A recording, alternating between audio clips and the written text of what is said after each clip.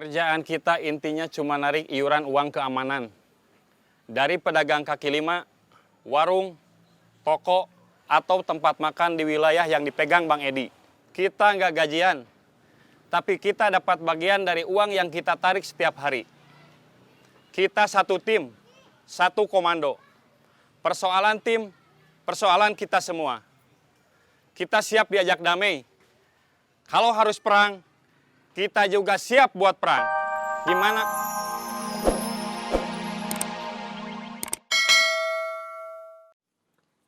Katanya Mamang lagi nggak nafsu makan. Tadi saya tawarin nasi Padang, bilangnya nggak mau. Sekarang Mamang lagi makan nasi Padang. Nggak kelihatan kalau lagi nggak nafsu makan. Barusan ada Ujang, datang bawain nasi Padang. Maksa Mamang makan. Gimana di terminal? Laporan dari orang kita, ada yang sibuk nelpon terus. Nggak tahu komunikasi dengan siapa. Tapi yang pasti mencurigakan. Siapa namanya? Denny. Sudah sepi. Kita pulang. Oke. Ini jatah kamu. Terima kasih.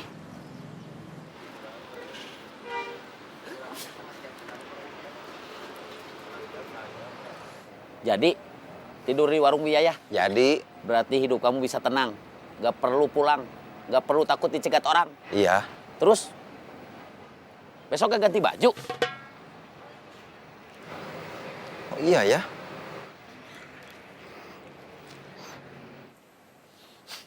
Mana ini udah bau? Ini jatah kamu. Udah sana. Bau.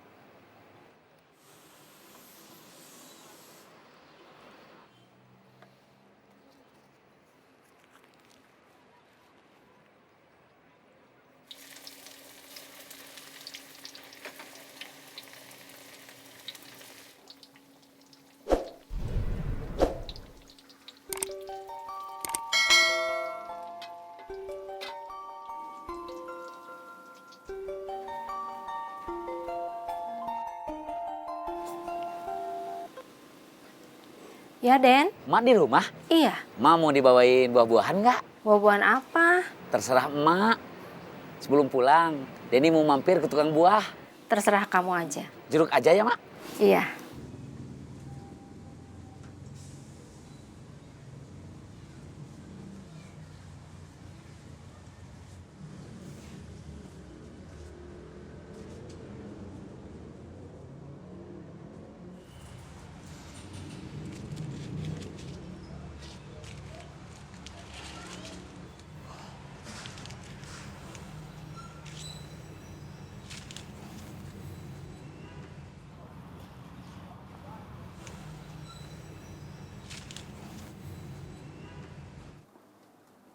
Bawa apa, Bos?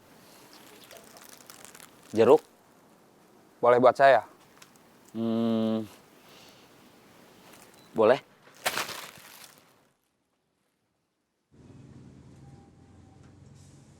Kerja di mana? Terminal? Nama kamu Denny? Kok tahu? Karena ada yang ngasih tahu nama kamu dan lewat mana kalau kamu pulang. Siapa yang ngasih tahu? Bos saya. Kamu nggak kenal dia, tapi dia tahu kamu. Dia titip pesan. Gak usah kerja lagi di terminal. Gak usah komunikasi lagi sama orang-orang yang masih ada di sana. Atau orang-orang yang pernah kerja di sana seperti kamu. Demi keselamatan kamu. Teman atau pacar? Teman. Bukan pacar. Bukan, saya nggak punya pacar. Mawar, keponakan saya sama nggak punya pacar juga. Mang, buburnya satu dibawa pulang.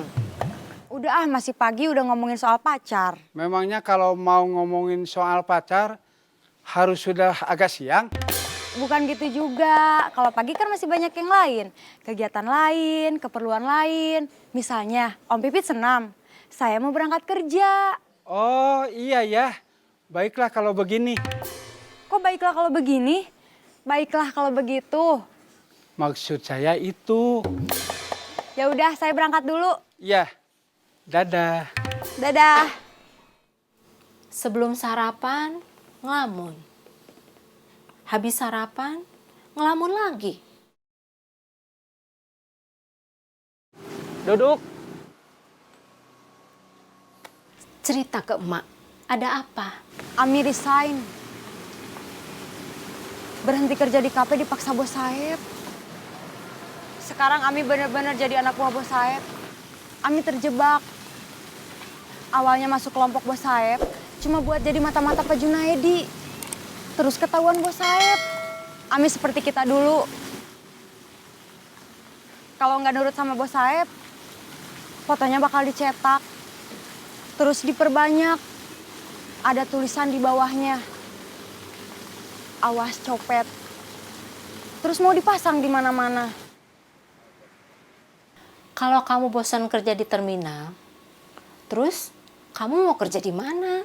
Itu yang lagi Denny pikirin, Mak. Harusnya dapat kerja di tempat lain dulu. Baru kamu keluar dari terminal.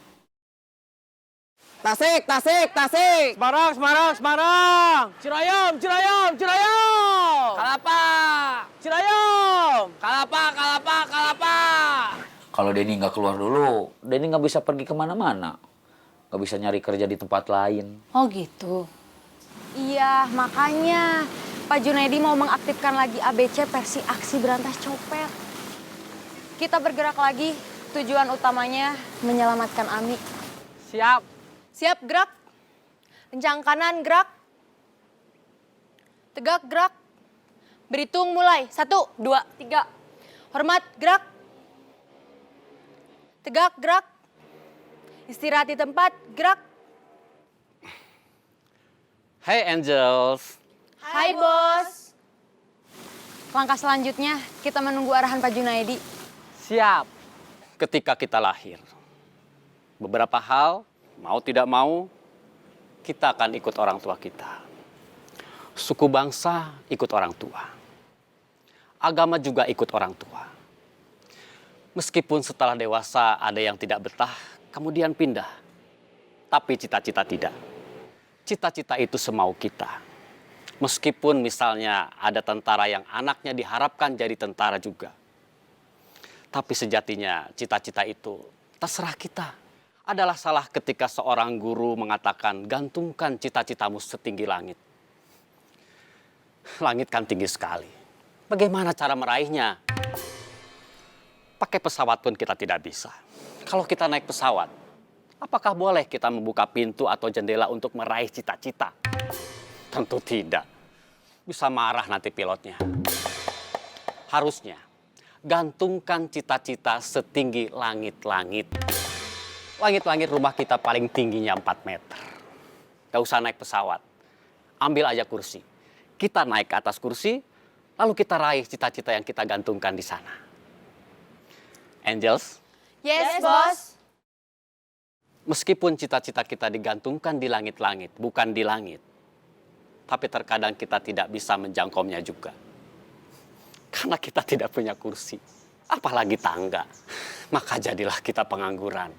Kalau jadi pengangguran, orang tua kita kaya raya, tak mengapa. Tapi kalau orang tua kita miskin, kita jadi bakal miskin juga. Sampai pada batas waktu tertentu. Mungkin kita akan berusaha. Tapi ketika keputusasaan itu tiba, tenaga kita menjadi lemah. Semangat kita menjadi lemah. Begitu pula dengan iman kita, ikut menjadi lemah. Kita kemudian berada di sini sebagai pengangguran yang miskin dan lemah iman. Masih gimana kamu aja? Iya, Mak. Kalau baik buat kamu kerja apa aja, Mak dukung. Iya, Mak. Setelah kamu mantap berhenti kerja di terminal, kamu harus mantap sama rencana baru kamu. Iya, Mak. Sekarang rencana kamu apa? Kerjaan kita intinya cuma narik iuran uang keamanan. Dari pedagang kaki lima, warung, toko, atau tempat makan di wilayah yang dipegang Bang Edi. Kita nggak gajian, tapi kita dapat bagian dari uang yang kita tarik setiap hari. Kita satu tim, satu komando. Persoalan tim, persoalan kita semua. Kita siap diajak damai. Kalau harus perang, kita juga siap buat perang. Gimana komando dari bos besar kita, Bang Edi? Siap? Siap!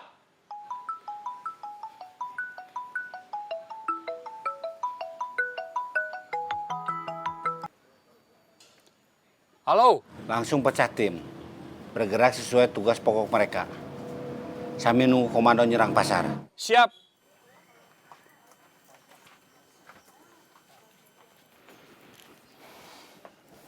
Maaf, saya telat. Hari ini Mang Pipit lagi rewel. Rewel gimana? Seperti anak kecil, nangis terus. Nggak jelas kenapa, nggak jelas mau apa, gitu. Bukan. Ngomongin terus soal kapan saya mau punya istri. Saya bilang, boro-boro mau punya istri. Pacar aja nggak ada. Terus saya mau dijodohin sama tetangga. Kebetulan masih saudara sama Kang Cecep. Namanya Mira. Saya bilang nggak mau. Karena Mira terlalu cantik. Ah, itu mah alasan kamu aja. Yang mana? Karena Mira terlalu cantik. Memang iya. Kalau bukan itu, terus alasannya apa? Kamu mengharapkan yang lain. Siapa? Bidadari yang suka turun ke pasar. Hai, kangen. Sama aku? Bukan, sama Kang Ujang. Kenapa teteh nelponnya ke aku? Masa aku nelpon Kang Ujang terus bilang, kangen, malu tahu. Itu mah pemandangan alam. Seperti gunung, persawahan, atau pantai. Indah. Dan semua orang wajar aja kalau suka. Jadi kamu nggak mau sama dia? Mira, Bukan. Bidadari yang suka turun ke pasar. Ya maulah. Ya udah, ketemuan sana. Masa aku yang ngajakin? Teteh nggak perlu ngajakin buat ketemuan. Kan Teteh biasanya ke kantor Kang Mus ngecek produksi kicimpring. Nanti di sana pasti ketemu sama Kang Ujang. Biasanya juga gitu. Cuma udah seminggu ini aku merasa ada yang beda. Apanya yang beda? Perasaan aku. Perasaan apa? Khawatir Kang Ujang gak ada rasa apa-apa sama aku. Cuma nganggap aku partner bisnis aja. kalau dibilang mau, saya sebetulnya mau. Sama Mira, saya mau. Sama bidadari yang suka turun ke pasar, saya juga mau. Tapi kan kita bisa ngukur. Mana mungkin Mira mau sama saya? Mana mungkin bidadari yang suka turun ke pasar itu mau sama saya? Ya udah aku ke sana ngecek produksi kicimpring sama ranginang sambil melepas rindu. Iya. Ngomong-ngomong, Ajun jadi balik lagi. Belum dateng? Berarti masih tetap kamu yang narik iuran. Ya iya tuh. Yuran, Kita masih belum dapat dompet satupun juga. Itu bagus. Saya suka. Terima kasih. Mudah-mudahan pujian Bang Edi bisa membuat kami bekerja dengan lebih semangat, bekerja dengan lebih baik, dan yang lebih penting, apa yang menjadi goal Bang Edi akan tercapai. Iya. Acara kita 5 hari lagi. Pelunasan biaya sewa gedung, catering, dan perlengkapan penunjang acara, mohon sudah bisa kami terima 2 hari sebelum acara. Oke.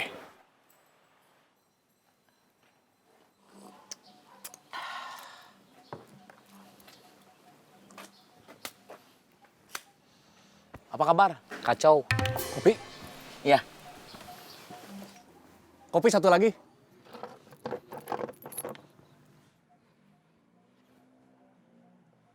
Apa yang kacau? Saya seperti kalian. Keluar dari terminal. Diancam juga Iya, sama Tony Boris. bukan. Orangnya nggak saya kenal.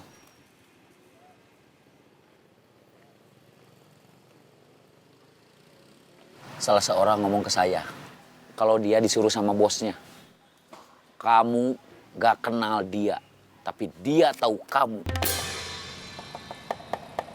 Dia titip pesan, gak usah kerja di terminal lagi. Gak usah komunikasi lagi sama orang-orang yang masih ada di sana. Atau orang-orang yang pernah kerja di sana seperti kamu. Demi keselamatan kamu. Katanya kamu nggak boleh juga komunikasi sama orang-orang yang masih ada di sana atau orang-orang yang pernah kerja di sana. Kenapa kamu kesini? Ketemu saya sama Ican.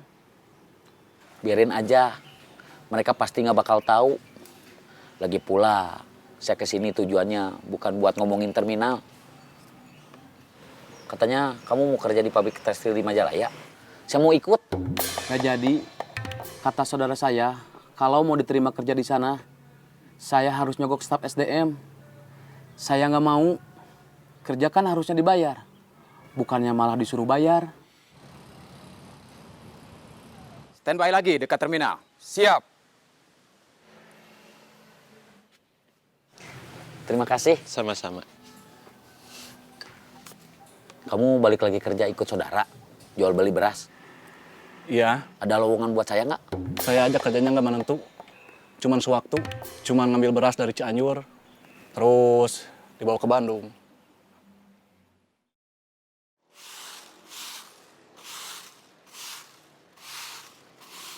Buat saya, jadi pengangguran itu berat. Sebab saya orang melarat, dari keluarga melarat. Lebih berat lagi kalau sampai emas saya tahu. Pasti kalau saya pengangguran, kepikiran terus sama dia.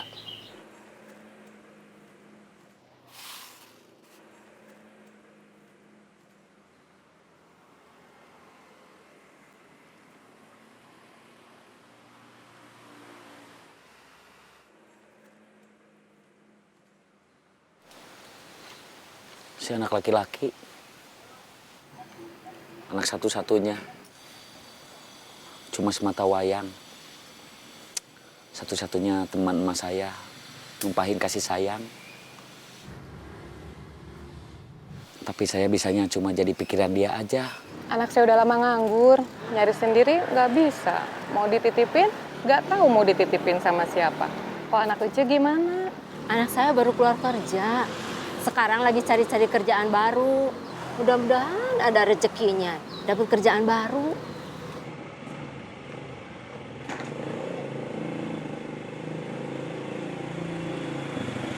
Harusnya saya tahu, Bubun nggak bodoh. Habis bawa kamu ke tempat dia sembunyi, dia pasti tahu kamu bakal comel.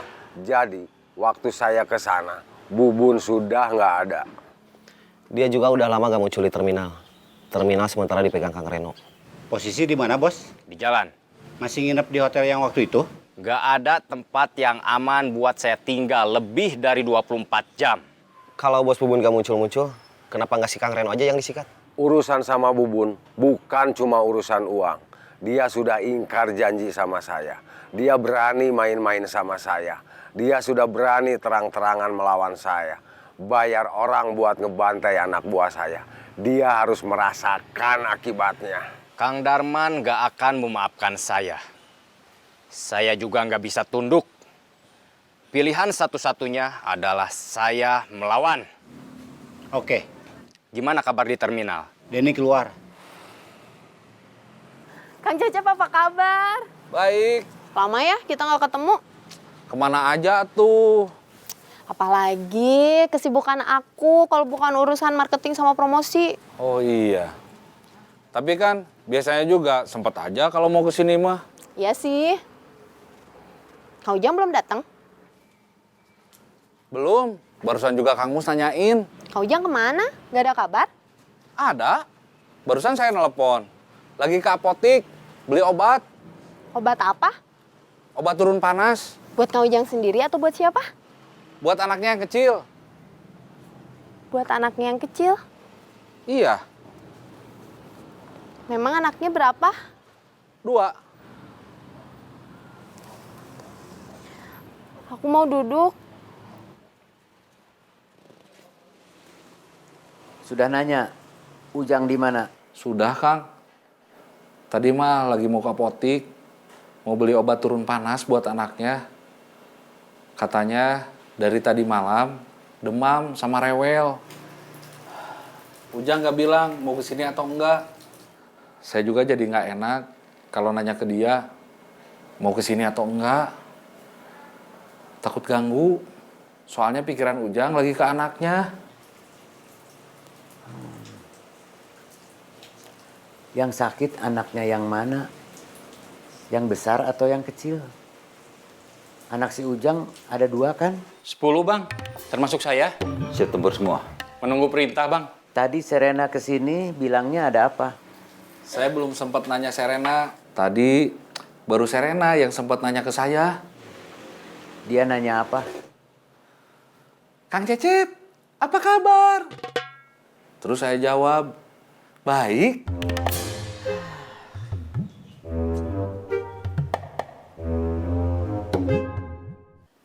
Yang pegang pasar ada berapa orang? Hasil penyelidikan terakhir sih ada 3 orang. Yang 1 udah kita sikat. Salah seorang dari 2 yang tersisa, dia yang bikin pembahasan ke kita. Kita belum tahu dari 2 itu yang mana.